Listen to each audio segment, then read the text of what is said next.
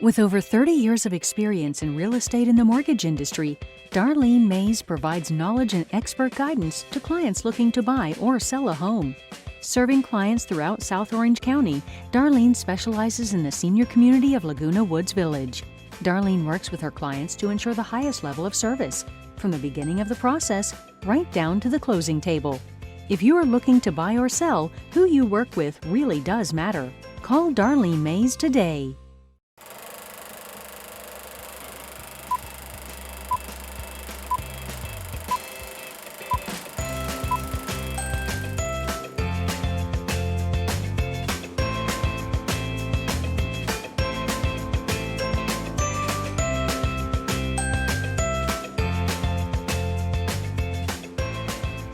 Welcome to Beyond the Red Carpet. Today I have both Karen and Jay Osmond of the famous Osmond family. They are going to speak about their lives within the Osmond family, their lives together, and Jay's new musical, which is a hit over in the UK presently. And you'll see they are a truly delightful couple. Welcome, guys, back again. Thank you. Everybody loves the Osmonds, so we have to have you coming back all the time. You guys have been married 8 years. So give us a little background on how you met. That's going to be fun. Gosh, this is such a cool story. You tell it so much better than I do, but I actually found Karina. I call her Karina. That's her. If he calls me Karina, that's I found her. That's her. What do you call it? Nickname. Yeah. But I found her online, but how I found her online is the funny story. It was our miracle. It was like a lot of my friends that I had met, being single, newly single, they were on this website dating thing, and they were all saying, oh, that's how I met my people that had been married or not married. They dated off of this website. And I said, that's so not me. I can't do that. But after a couple of months, I was like, I'm going to at least go and try to figure out what this is all about. So I went on there, and you can't even look at it unless you put a photo, your credit card, and like a sentence about you or some kind of blurb. So I was like, okay, I'm just going to see what this looks like. And you don't have to start your membership. Yeah. So I looked, and I was like, I'm just not ready for this. I'm not going to do this. And I left my laptop open, went out to dinner with my friend Madeline, came back home, and we met the gentleman whose brother owned that website. And he said, he made it accidentally start you after you sit there dormant for 45 minutes. It would accidentally start you. So I came home, and Jay had messaged me. So thank heavens it had done that, or we'd never found each other. That's exactly right. It's called LDS Planet. And and my friends kind of egged me on to do this. Yours too. Yeah, yours too. And I said, it just didn't seem right at the time. But now everybody's does that. I mean, that's the way. You used your real name, so she knew it was Osmond, right? Or not? He messaged me and used his real name. That's the only time. But you can't really use your real name on these things. My name was Crazy Drummer, right? So who would I would have. I would have pictured Jay there. But the funny part was I was looking through, and all of a sudden this picture stops right here on the frame. When I'm out to dinner with Madeline. Okay, when she was out. Okay, and Madeline, her friend, and also your nephew, they took you to this concert. So the picture that's what you're talking. The picture I posted was really my most recent picture I had. I didn't have many pictures of myself, where my niece and nephew, who are 18, surprised me and took me out to a concert. Well, it was a concert that 18-year-olds like. And they liked this band so much, they had to have a picture with the two guys in the band afterwards. And they put me right in the middle, the two guys, and then they were on the ends. Right. And so when I put my picture on this website, it popped in there, but it cropped them off and it was a tall picture, not a wide picture. Yeah. And a lot of people know this band now. It's called 21 Pilots. But it was when they first started. So there I am right there with a guy on each side with sleeve tattoos, engaged earrings, and they found me, and he still messaged me. Well, no, I saw this beautiful girl in between these two guys, and there's something I felt like, don't let the picture fool you. So I read her what do you call it, profile. Yeah. And it was beautiful. And I go, oh gosh, that's the kind of girl I would love to meet. So I messaged her, right? But there was nothing, because no response. Because for I 2 came home from dinner and I That's took right. off my profile. I That's said, right. I didn't want to do this. That's right. So for 2 weeks, so I thought she wasn't interested. So I just gave up on the whole online thing. And then right before I went to Arizona, I was going to go to Arizona. That's and, where I was. And so something He was said, going to find another date. so I went to find, but somebody said, just check the one more time. And like the day before he checked, I had this feeling, Yeah. go on and at least read your messages on there. So Yeah. I had found the message from Jay, and I answered him back and said, I'd like to go to lunch with him. And I tell you, and when I saw her, when we met up in Arizona, it was all over. I fell in love with her, and we became instant friends first, because I remember you. We went to a concert, Francine. Yeah. It was hysterical. Yeah, George And Dyer. later he George told Dyer. me. Yeah. He told me that he'd never been able to talk real freely with people. Yeah. He would not quit talking. In fact, we would get in trouble at the concert because he wouldn't be quiet. People were shushing us. I remember. Yeah, now. We were at ice cream or something after one of the Osmond concerts, and I said to Jay, I said, "So, are you getting ready to marry again? It's about time." And you looked at me and you said, "I'm really close." Oh. So you know. So you knew back then that it was going to happen. Karen, were you an Osmond fan when you were young? Not or really. did you not know about them? Yeah, I don't mean it to be snotty or anything. No. I wasn't a fan really of any band. I had songs I liked. I didn't really know a lot about Jay's family. You know, I was super busy on the weekends, so I think I watched 1 or 2 at the most Donnie and Marie shows. Maybe not even the whole thing. I would be on my way out, you know, or whatever. I think my older sister was a Donnie fan, because I remember her getting Donnie and Marie Barbie dolls one year. And I remember being like, she was so strange. Like, I got an easy bake oven. I'm the cool one, you know. But, so when we met, I really didn't know hardly anything about their family. It's not that I'm like his newest fan. As soon as we were married, I was like, where has this music been all my life? I love this music. I became a fan real quick. Well, one question though, before we get onto the next subject is, he's got a large family. Yeah. How is it? I mean, and you guys got together later on. This is the second time for both of you. They've been together forever. Everybody else in the family basically have been together. How is it entering such a large and even famous family? How welcoming was it? Did you find it difficult? Did you have people that you got along with right away? How did that occur?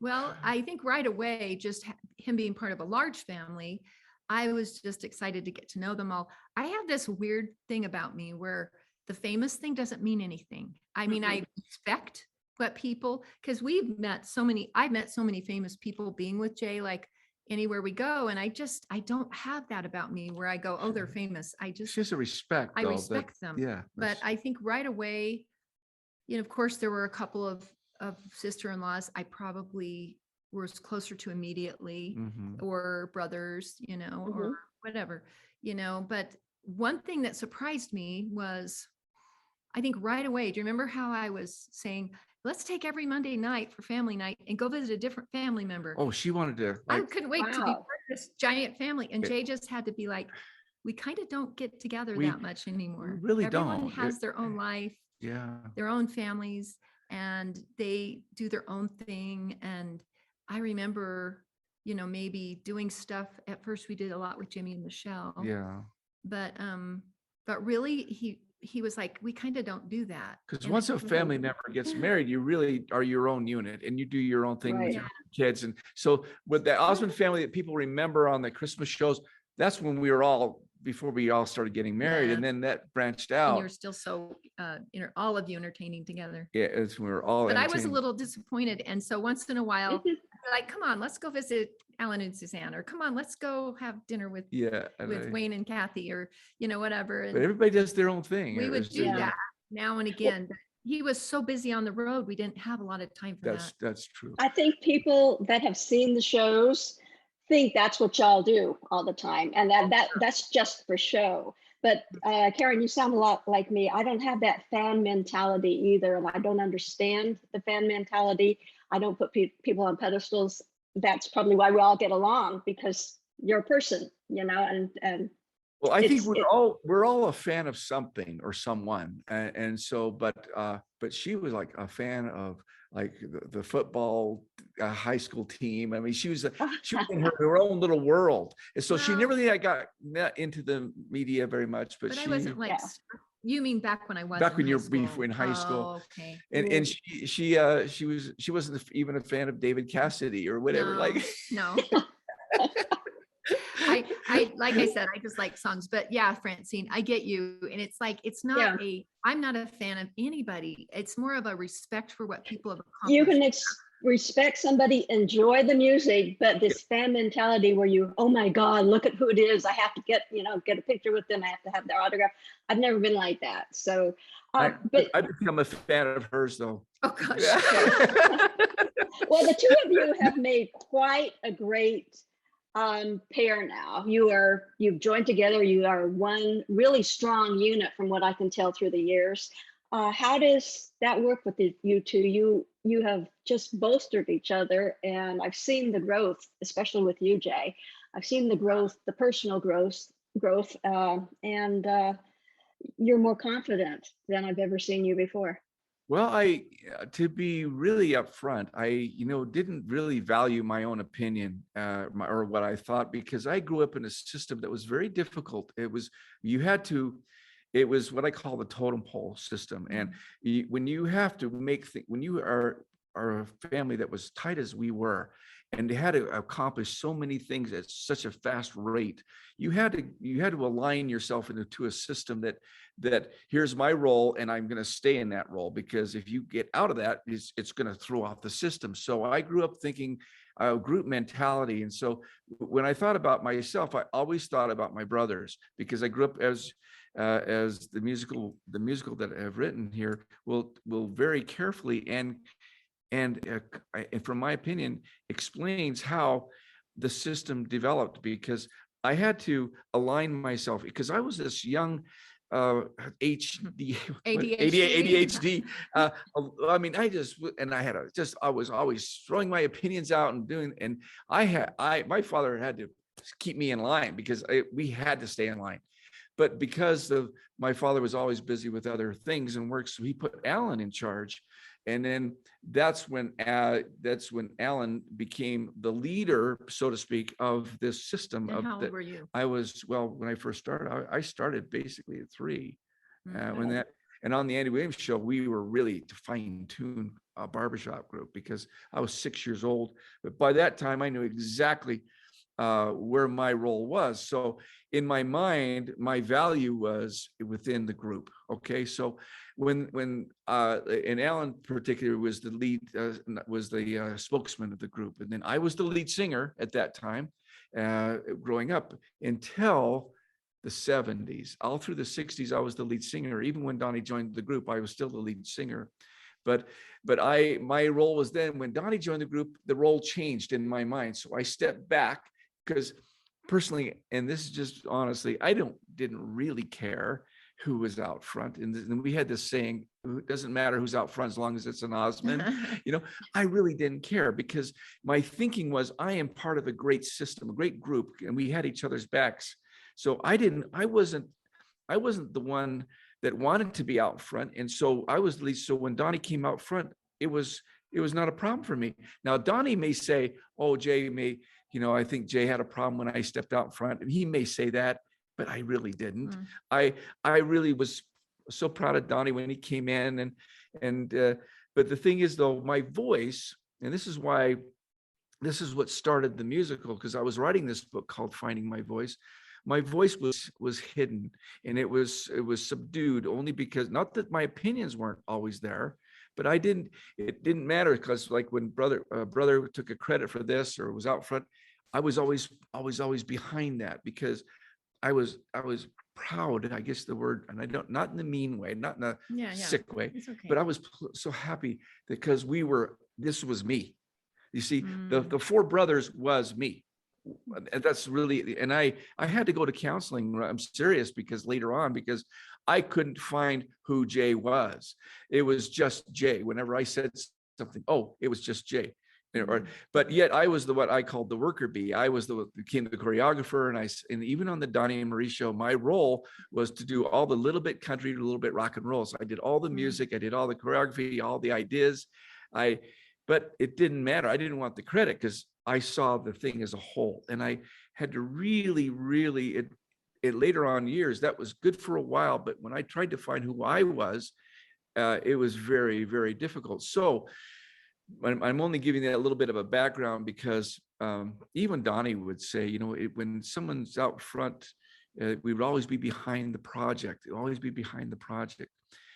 And so, because this is why and I'll get to it, why that was a struggle for me when I got to the musical. But when I found this little angel here, she valued me for who I was. And not because of the group. See, she looked at me not like you're an Osmond or you're this or wow, look what you accomplished. To her, it didn't matter. And she just said, who are you? And I go, well, I remember I'm a member of my first thing. She says, what do you do? He was on our first date. She says, what do you do? And I says, I'm a member of a band. She goes, a band? You remember? That's how dumb I was. and then, she said, you still do that? You still do that? That was her comment. And so even my first identity explanations to her was, I'm a member of a band that I love. And the thing is, I love I still love my brothers, because I had this great love for what we accomplished, what we did, a great love for my parents and a respect. And so that's why I wanted to write the musical. And so but she valued me and her love for me was at first I didn't really understand why she would love just me. And then it told me that my self-esteem and value system was really quite low, only because everything we did, it was always the Osmonds did this. This is the Osmond. Look at our accomplishment. My whole journalism was look what we did as a group. Okay. Now, fast forward that when it came time when Bosse Anderson says, what are you doing? He was this great producer in Scandinavia. And I says, I'm writing a book called Finding My Voice. Well, he says, well, then put it in a living memoir or on stage, right? Mm-hmm. So when I did, and it took 5 years for this sweet thing to keep pulling it out of me. And she says, for typing really fast. Typing. She had no say like what I should say. She didn't know what I did. She just kept questioning me. Okay, about and you did this and why did you do that? And why did you do this? And tell me how did it make you feel? She said that a lot. Or she would say, okay, I would grunt a few things. She says, use your voice. And then she would just sit there. She says, I have all the time in the world. Very. I'm telling you, it's really hard because people have to get in my mind that this was hard because I'm now, when Bosse asked me to do this project, I asked Meryl, first thing, I was so excited. And Meryl, and I said, because I had never done anything on my own. It was always with a brother. And so he turned me down and it was hard. Well, I remember then you had Karen, and Karen actually turned out to be a better choice anyway. Well, I didn't really do it with Jay. I just typed a lot, but really one thing Bosse said, and we had just moved to England the week before, just because we felt like we need to be there. We didn't know why. Mm-hmm. Family thought, and our friends thought we were crazy. We're just moving to England because we feel like we should, because we'd been prayerful and that was what we felt. Well, Bosse said, if you're going to do this, Jay, you've got to live in England. And we said, we just moved to England last week. So when we didn't know why we were supposed to, but we did. So when we asked him if we could bring any family members to help do it, he said, yeah, but they'll have to be in England. They'll have to live there. And so when Jay asked Meryl, he asked Meryl knowing that Meryl was there every month, even though he wasn't moving there, he was constantly there. He knew Alan couldn't move there because of health problems and Wayne. Yeah. He knew Donnie and Marie had their flamingo that they were contracted to do. They couldn't move there. So it was just Meryl. He was the only one that would work, that that he could ask. And then when he turned Jay down, I remember Jay being almost depressed for a week. A week, a whole week. After a week, I just said, Jay, you can do this. You can do this. And it turned out to be a blessing because, you know, it would have, if I would have had any of the family, it'd have been 7 versions or 8, 9 versions or 2 or 3. Bosa said, I want to know what you think, Jay. It was great. He says, what is your story? What is your story? What's your perception on this? Not what your brothers think of that or what they all, you know, as a group think of it. It was so hard to get out of that mentality. What did we think of it as a group? You know, it was so hard because, you know, I remember when I was younger, when I ever had an opinion about something, Alan had this thing like this. That means 1. That means number 1. I'm in charge. I'm in charge. He would cut it all off quickly because if it got out of control, and he had to be that way to get things done. But that was so hard because I learned a system when he went like that, I just shut it off. So now she's opening it up, and for me, she's her first year was really hard. I sat there so long, Francine. Some nights I'd be like, okay, I just try this little exercise. I'm like, where do you want to go eat if we were going to go out? And he'd be like, wherever you want to go. Where you want it? And I'm like, no. So I said, okay, we're going to sit here and we're going to wait until you say where you want to. And we sat there sometimes for 20 minutes. She made me do it. He wanted me to tell him how to dress, what to wear. I swear, I was really messed up. How many times that first year did I say, I'm not that girl? Yeah. Hundreds of times. Oh, so many. I think he wanted to hand me the responsibility and the reins of his life because that's what he was used to. I was used to being told what to do. And I wanted a really good marriage. I wanted a good marriage because neither one of us had a great marriage before. Yeah. And I wanted a great marriage that there was the give and the take and the yin and the yang, and we were individually strong and strong together. Yeah. And so I remember, Francine, you asked me about my sister-in-laws or the family. One of my sister-in-laws, I'm not going to say name, when we were first married, she said, I was talking to another sister-in-law and we were talking about how Jay is the most pliable Osmond of all of them and how we wished our husbands were more pliable like Jay. And I just remember looking at her like, why in the world would you want your husband to be pliable? Like, I want my husband to be strong. I want him to be who he is. Yeah. Be a strength that you bring to the table. That's right. And so, you know, and so when I hear criticisms or whatever, and what really shocked me is when this musical came out. Okay. But let me interject. It is getting rave reviews. I have not read one bad review about it. You're doing fabulous. So go ahead. I'm sorry. Well, it's really funny because I think there were a couple of brothers that were upset because I didn't involve them, and so I tried to be very, very kind and loving and saying, you know what, I did try to involve Meryl at first, but now I'm glad that no one's involved because Bosa wants it from my point of view.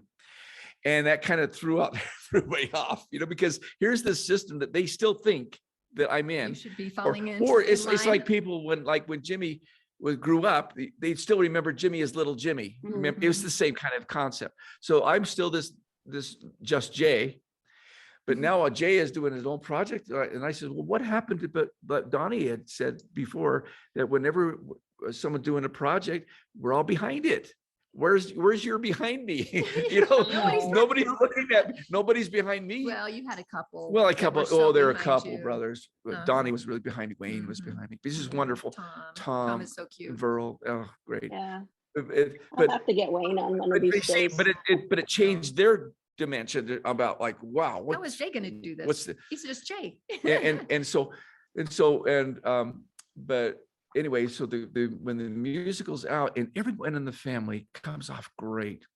Yeah. Now I know some stuff that hasn't already been known, everything you've told has been known. But it's already been. No, I mean it's already been known. Oh, you said it hadn't been known. Oh, has been known. But I just tell it from my point of view. That's all.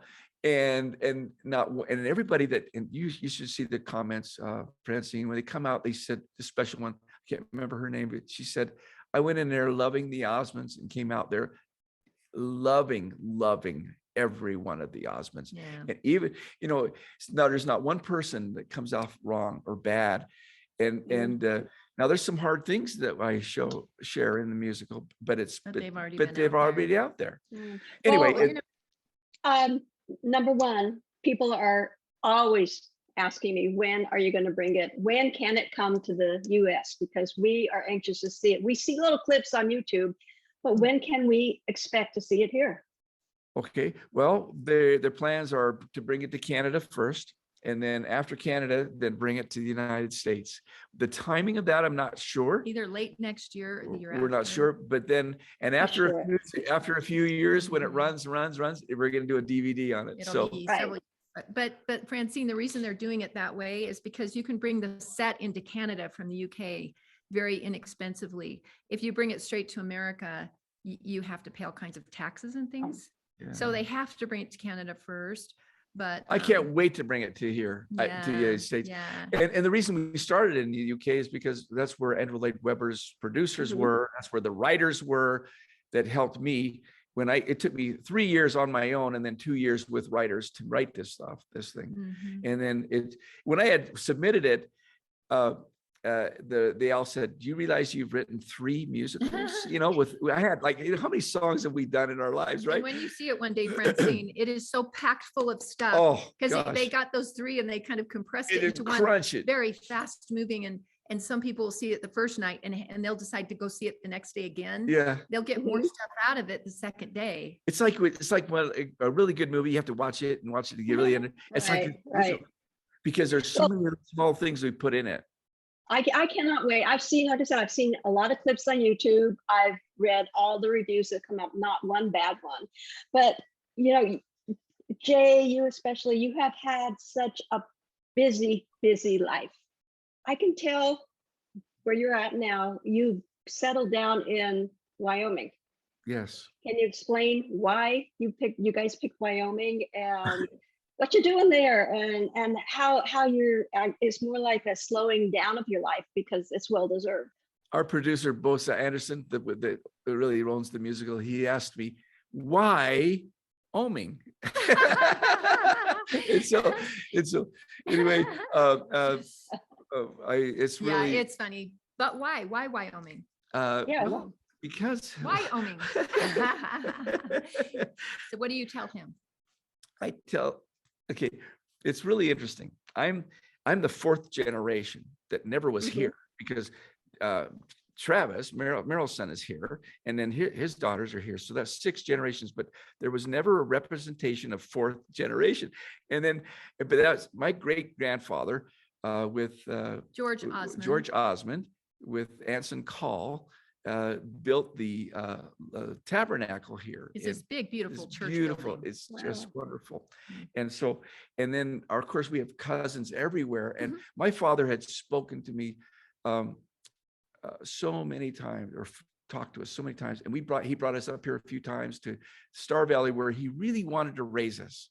But because of show business, we got, back to Los Angeles and stuff like that. So we'd visit here a lot. Father was born here, and so was his grandfather. Yeah, and he was born in Etna, which is in Star Valley. But anyway, and so and he, of course, he just loved this place, and I wanted to put this into the musical and about his life. He was just, but I never got a chance to put Star Valley in there. But I did explain how my father grew up. He was an Army sergeant, and he was very, very good man, very disciplined. And so and that comes up, Charlie, who plays him in the musical, does a really good job now. It's a very hard role to play because, he was tough, yet he was loving. And it comes off, he comes off so well. One of the things I wanted to say about that musical, though, one of the things that I struggled with a little bit here when I wrote the musical was the fact that my brothers could not look at me kind of like, here's the mature Jay, this is Jay or just Jay, and why didn't you involve me? But they also wondered, why are you changing? Because what and I says, well, I'm glad I'm changing, and it's actually a compliment that you noticed that I'm changing, and I've gotten more a little deeper in understanding who I was, my identity stronger. And I said to them, it's because my wife valued me as a person, as a individual. I'm no longer a group person. I mean, I love the group. I love my brothers, but I am Jay now. And they blamed her in a way, just a couple brothers did, but they blamed her for changing me.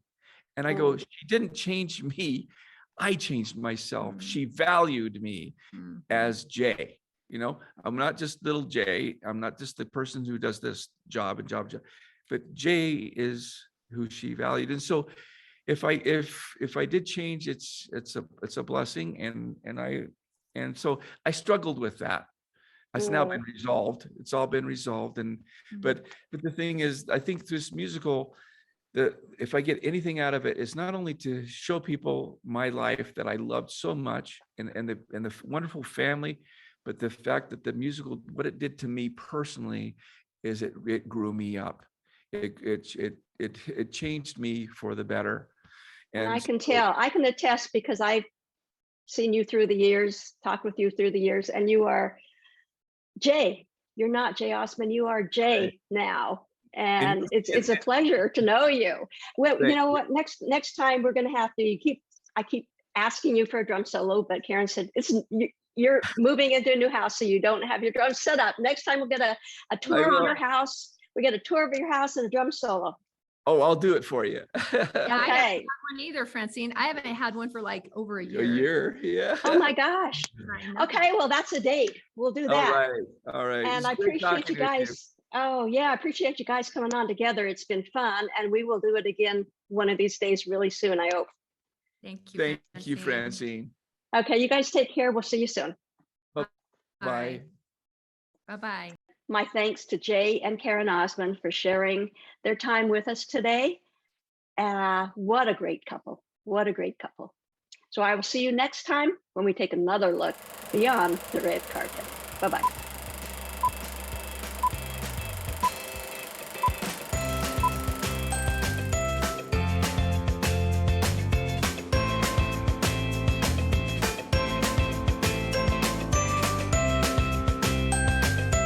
With over 30 years of experience in real estate and the mortgage industry, Darlene Mays provides knowledge and expert guidance to clients looking to buy or sell a home. Serving clients throughout South Orange County, Darlene specializes in the senior community of Laguna Woods Village. Darlene works with her clients to ensure the highest level of service, from the beginning of the process right down to the closing table. If you are looking to buy or sell, who you work with really does matter. Call Darlene Mays today.